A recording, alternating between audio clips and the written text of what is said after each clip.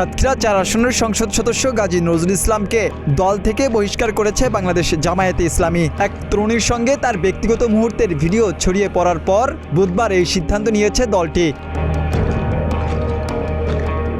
জামায়াতের এক বিবৃতিতে জানিয়েছে ২২ জুলাই বিকেল ৪টায় বাংলাদেশ জামায়াতে ইসলামীর কেন্দ্রীয় নির্বাহী পরিষদের জরুরি বৈঠক হয়েছে। রাজধানীর মিন্টো রোডে বিরোধী দলীয় নেতার সরকারি বাসভবনে অনুষ্ঠিত এই বৈঠকে সভাপতিত্ব করেন সংগঠনের আমির ডাক্তার শফিকুর রহমান। বৈঠকে কেন্দ্রীয় নির্বাহী পরিষদের সদস্যরা উপস্থিত ছিলেন।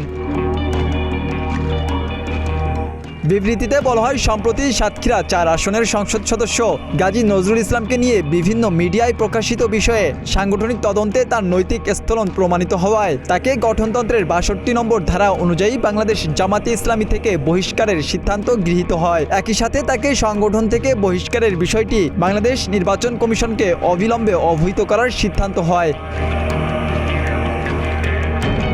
এর আগে সোমবার তরুণীর সঙ্গে এমপি নজরুল ইসলামের ব্যক্তিগত মুহূর্তের একাধিক ভিডিও সামাজিক যোগাযোগ মাধ্যমে ছড়িয়ে পড়লে ব্যাপক আলোচনা সমালোচনার সৃষ্টি হয়।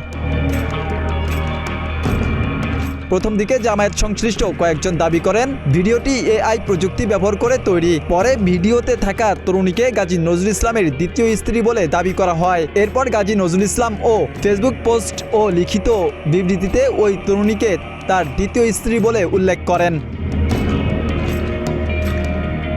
এই ঘটনার পর মঙ্গলবার জামায়াত বিবৃতি জানিয়েছিল ভিডিওর বিষয় তাদের নজরে এসেছে, ঘটনার খোঁজ খবর নিয়ে সাংগঠনিক পদক্ষেপ নেওয়া হবে। এরপর তদন্ত শেষে এমপি নজরুল ইসলামকে দল থেকে বহিষ্কার করল দলটি। জামায়াতের কেন্দ্রীয় মজলিসে শুরার সদস্য গাজী নজরুল ১৯৯১ সালে প্রথম সংসদ সদস্য হিসেবে নির্বাচিত হন। সর্বশেষ তিনি গত ১২ ফেব্রুয়ারি নির্বাচনে এমপি নির্বাচিত হয়েছেন।